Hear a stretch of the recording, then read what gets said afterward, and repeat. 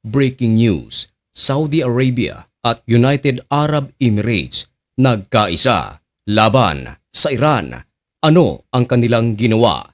Sa kabilang dako, hinimok ni US President Donald Trump ang China, South Korea, France na magpadala ng kanilang mga navy, mga warship sa Strait of Hormuz sapagkat ayaw pahintulutan ni US President Donald Trump na ang Iran ang magkontrol ng Strait of Hormuz, kundi kinakailangang maging beneficial ito sa lahat ng bansa sa buong mundo. Sinagot ito ng Iran. Tumugon kaya ang China, South Korea at France? Yan ang ating pag-uusapan sa videong ito.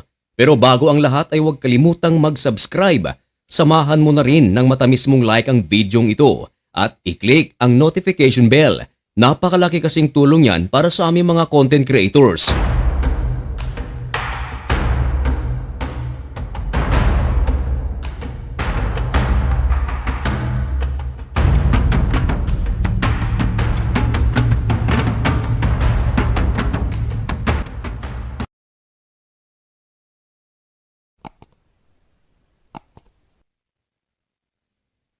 Maligayang pagbabalik mga kaibigan. Kumusta kayong lahat? Ngayon ay March 17, 2026. Paakyat na ng 4 na linggo ang digmaan sa pagitan ng Amerika, Israel at ng Iran. Marami ng mga bansa ang nakikisali. Isa riyan mga kaibigan ay ang Australia. Nagpadala ito ng kanilang mga missiles at spy plane. Turkey, galit na galit dahil sa mga missiles ng Iran na pumasok sa kanilang airspace. Maging ang Italia. 2 base militar na nito ang tinamaan na mga drones ng Iran. Hindi man direktang tinamaan ng mga missiles ang ibang mga bansa gaya ng Pilipinas pero hindi maikakaila na ngayon ay napakataas na ng presyo ng mga gasolina. Walang duda. Ang dahilan niyan ay ang giyera sa Middle East at West Asia. Ito mga kaibigan ay dahil sa pagharang o sa pagsuspinde ng Iran sa Strait of Hormuz. Hindi nito pinahihintulutan ang mga barko na dumaan sa dagat na ito. Halos lahat ng mga oil facilities sa Middle East tinarget ng Iran. At hindi maikakaila mga kaibigan na isa sa mga talagang napuruhan na mga pag-atake ng Iran ay ang United Arab Emirates at ang Dubai. Dahilan kung bakit ang Australia ay nagpadala na ng kanilang mga missiles at Ukraine nagpadala rin ng kanilang mga drones upang salubungin ang mga drones ng Iran.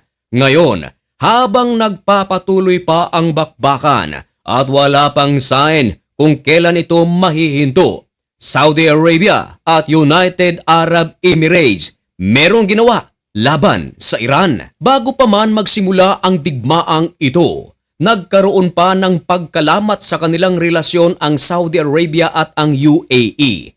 Ito ay dahil sa seguridad, lalong-lalo na mga kaibigan, doon sa Yemen. Meron kasing mga militanteng grupo doon, hindi Houthis, kundi ibang grupo. Sinusuportahan ito ng UAE. Samantala mga kaibigan, sinusuportahan naman ng Saudi Arabia ang gobyerno ng Yemen. Isang araw, merong mga grupo na namamayagpag doon sa Yemen pero hindi ito nagustuhan ng Saudi Arabia. Tinarget ito ng puwersa ng Saudi Arabia at napag-alaman na ito pala mga kaibigan ay sinusuportahan ng UAE. Meron pang mga armas na ipinapasok sa Yemen nagmula talaga sa UAE. Bagay na ikinagalit ng Saudi Arabia dahil magiging banta daw ito sa national security ng rehiyon. Kaya naman, binalaan ng Saudi Arabia ang UAE na sa loob ng 24 hours ay kinakailangang tanggalin na ang kanilang puwersa doon sa Yemen. Sumunod naman ang UAE. Doon mga kaibigan, nagkalamat ang kanilang relasyon. Pero sa gera na nangyayari ngayon sa pagitan ng Amerika, Israel at ng Iran, kasama na rin tinarget ng Iran ang mga bansa sa Middle East. Masasabi nating blessing in disguise ang pag-atake ng Iran. Of course, hindi maganda ang pag-atake ng Iran pero masasabi nating blessing in disguise. Bakit? Sapagkat sa pagkakataong ito ang mga bansa na dati ay nagkalamat, ngayon ay nagkakaisa. Nag-usap mga kaibigan ang pamahalaan ng UAE at ng Saudi Arabia at gagawa sila ng paraan upang mahinto at makontra ang lahat na ginagawang pag-atake ng Iran sa Saudi man o maging sa UAE at sa iba pang mga bansa na sakop ng Gulf States. Bagamat hindi nilinaw ng Saudi Arabia at ng UAE kung ano ang direktang gagawin nila sa Iran, ito ba ay magpapalipad na rin ng kanilang mga missiles, mga fighter jets upang lusubin ang Iran. Pero ito mga kaibigan ay bagay na inaabangan ng maraming mga tao. Marami ang mga naniniwala ng strategy na gagawin ng United Arab Emirates at ng Saudi Arabia ay sa pamamaraan ng diplomatiko. Pero hindi rin natin alam kung ano ang tumatakbo sa isipan ng dalawang Muhammad na ito. Muhammad bin Salman ng Saudi Arabia, Muhammad bin Zayed ng UAE. Sa kabilang dako mga kaibigan, nanawagan si US President Donald Trump sa China, sa South Korea at maging sa France na magpadala na ng kanilang mga navy, mga warship sa Strait of Hormuz. Ito ay upang pressurein ang Iran upang huwag nilang kontrolin ang karagatang ito. Iginigiit ni US President Donald Trump na hindi dapat Iran lamang ang makinabang sa Hormuz, kundi kailangang makinabang ang lahat ng bansa sa buong mundo. Sa anong paraan? Kinakailangang buksan ito upang ang negosyo, lalong-lalo na't ang negosyo ng langis, ay dumaan dito nang walang anumang bayad. Yan ang dahilan kung bakit nagsasagawa ng napakatinding operation ang United States of America sa Strait of Hormuz at ang Israel. Yan ay ayon sa ulat. Pero nito lamang nakaraang araw, nagsalita ang Iran. Ayon sa Iran ay bubuksan nila ang Strait of Hormuz. Yan, maganda yan. Pero mga kaibigan, ayon sa Iran, bawal dumaan ang mga barko na may kinalaman sa United States of America at Israel. Kapag naditikan nila na merong mga barko na may kinalaman sa Amerika at Israel, ay kanila itong tatargetin. Pero mga kaibigan, sinagot ito ni US President Donald Trump.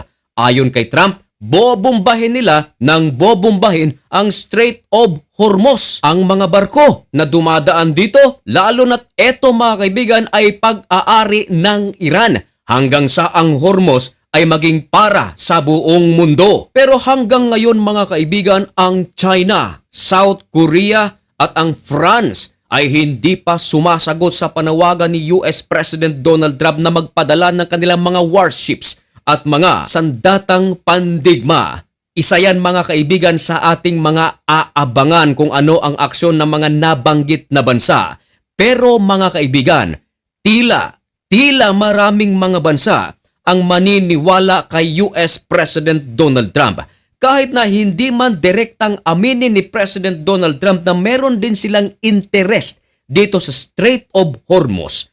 Pero sa kanyang mga pahayag, na sinabi nitong kinakailangang ang buong mundo ang makinabang. Kung ating pakikinggan, napakasarap nito pakinggan para sa tenga ng ibang bansa. Dahil can you imagine, hindi nagagastos ang ibang mga bansa upang dumaan sa Strait of Hormuz. Kaya kung tutuusin, ang pakikipaglaban ni US President Donald Trump sa Strait of Hormuz at ng Israel, tila papanigan ito ng maraming mga bansa, lalong-lalo na sa Asia. Marami ang mga nagsasabi, lalong-lalo na ang kontra sa Amerika at Israel, na sa giyera na nangyayari ngayon sa West Asia, ang talagang pinakapakay ni US President Donald Trump ay ang langis ng Iran.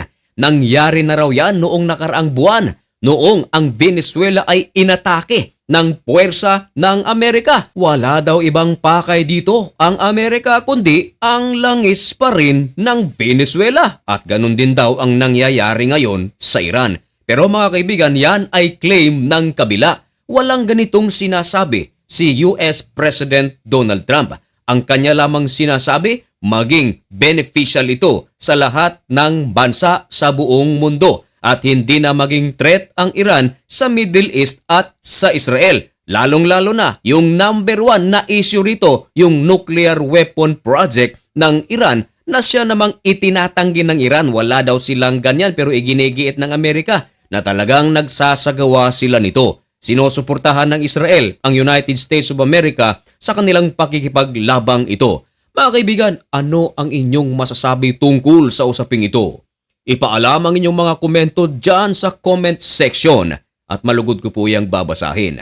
At hanggang dito na lamang muna ang videong ito. May God bless you and thank you so much for watching. Goodbye and don't forget to subscribe and follow.